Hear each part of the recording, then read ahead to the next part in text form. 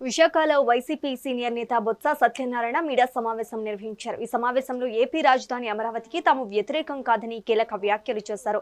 ఆ పేరుతో జరిగే అవినీతికి మాత్రమే వ్యతిరేకమని స్పష్టం చేశారు.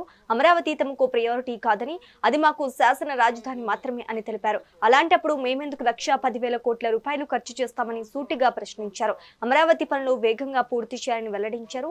సీఎం చంద్రబాబు అమరావతిని జాప్యం చేస్తే మేము ఇంకో ఆలోచన చేస్తామని బొత్స అన్నారు. ఎందుకు అడగలేదు?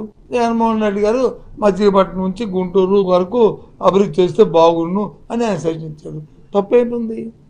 అమరావతిని ఆపేయమని చెప్పాడా? ఆలోచిస్తే బాగుండు అన్నారు. ఇప్పుడు నేను అడుగుతున్నాను, సూటిగా అడుగుతున్నాను ఇవాళ ఈ ప్రభుత్వాన్ని ఒక బాధ్యతగా. ఇదేమి సిపిఎం శ్రీనివాస్ కాదు, ఇదేమి రాజకీయ విమర్శలు కాదు. ప్రభుత్వం వచ్చి రేపు మే నెలకి 2 సంవత్సరాలు పూర్తవుతుంది. ఇప్పటికే అక్కడ 75% పూర్తయిన ఎమ్మెల్యేస్కి ఇచ్చే క్వార్టర్స్ కానీ, ఎంపీలకు ఇచ్చే క్వార్టర్స్ కానీ, ఇచ్చే క్వార్టర్స్ కానీ, వాళ్ళు నివసించే ఇవన్నీ కానీ, లేదు మినిస్టర్ కానీ, లేదా జడ్జీలకు ఇచ్చే క్వార్టర్స్ కానీ కట్టి ఉన్నాయి కదా. మరి కనీసం అవి పూర్తి చేసావా? ముందు అనుకున్న పని ముందు నువ్వు చేస్తే అప్పుడు ఆలోచన చేస్తారు. నువ్వు ఇలాగ ఉంచావునుకో ఎవరైనా ఆలోచన చేస్తారు. వచ్చే 3 సంవత్సరాలు గడిపావు కాలాన్ని ఎందుకు ఆలోచించారు? చట్టం ఏది చట్టం అయింది? ఒకసారి చట్టం చేసిన వచ్చి మళ్ళీ చట్టాన్ని సవరించడానికి అవకాశం లేదా? అవకాశం లేదండి. నేను చేస్తారా అనట్లేదు.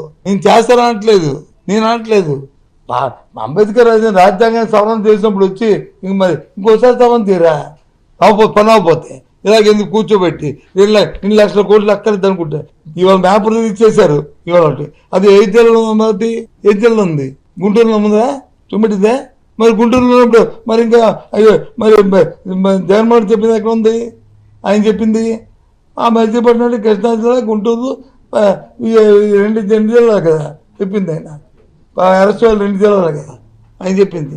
అందులో కదా ఉంది. అది పశ్చాత్తాపం గురించి ఎందుకు అడగలేదు?